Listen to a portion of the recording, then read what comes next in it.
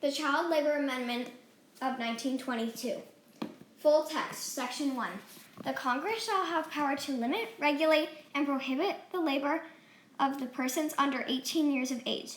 Section 2. The power of the several states is unimpaired by this article except that the operation of state laws shall be suspended to the extent necessary to give effect to legislation enacted by the Congress. What is the history of how the amendment came to be? Before the early 1900s, when industrialization began, few people gave a thought to question child labor. People considered work helpful to all. Child laborers were crucial in the Industrial Revolution. Textile mills employed children because mill owners found them to be honorable workmen and docile employees. In 1835, children working in the textile mills of Paterson, New Jersey, worked 64 hours a week. Massachusetts, New Hampshire, Maine, Pennsylvania, Ohio, and Rhode Island had all passed laws restricting the hours children could work by the mid-19th century.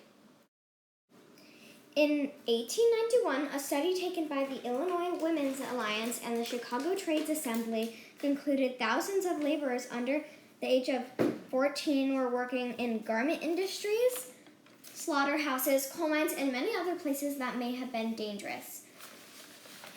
During the time when they should have been at home, safe, or getting an education, they became enslaved to the work industry. They were being paid very low wages for jobs that were grimy and tedious, and children could easily lose their lives. In the late 19th century and early 20th century, as industrialization created a phase of mass production, people began to develop new arguments against child labor. Many in this crowd had a rising belief in childhood as a time when one was entitled to the protection of a state, says the CQ researcher. In 1902, Lillian Wald and Florence Kelley arranged the New York Child Labor Committee. Then, in 1904, they helped organize the National Child Labor Committee, or NCLC. The committee hoped to conquer the mission of promoting the rights, awareness, dignity, well-being, and education of children and youth as they relate to work and working. Who was integral in moving Congress and states to ratify the amendment? Albert J. Beveridge. He was the Senator of Indiana from 1899 until 1911.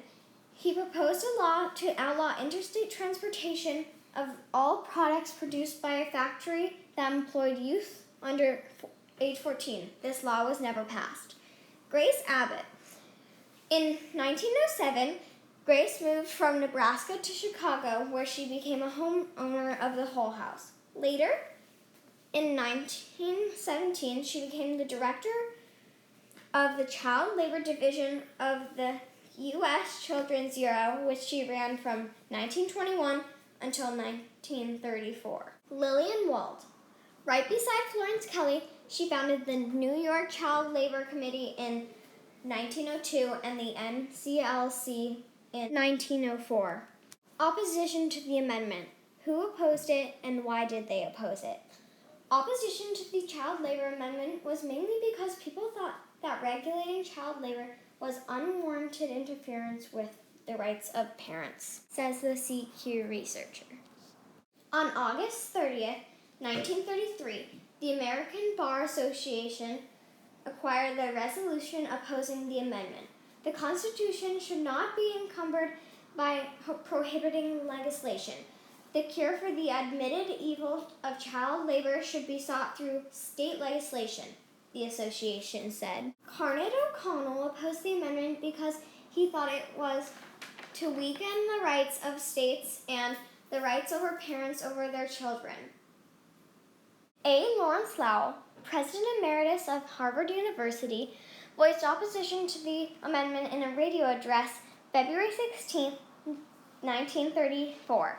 He wished just as much as others did that child labor would end, but opposed giving federal authorities the power to instruct parents that their children could work or not. What happened after the amendment was passed? On a national level, nothing happened because the amendment couldn't be ratified. It was passed by the House of Representatives on April 26, 1924, and the Senate on June 2, 1924. But the amendment was only passed by 28 out of the required 38 states, so it could not be ratified.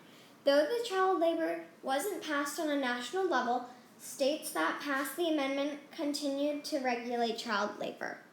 If it was ratified, how could the child labor amendment have been used to protect people's rights? As a child, the amendment could have given you the right to say no to labor when you were under 18. It would give you the right to the protection of the state. As a parent, some parents felt that the amendment was interfering with their rights.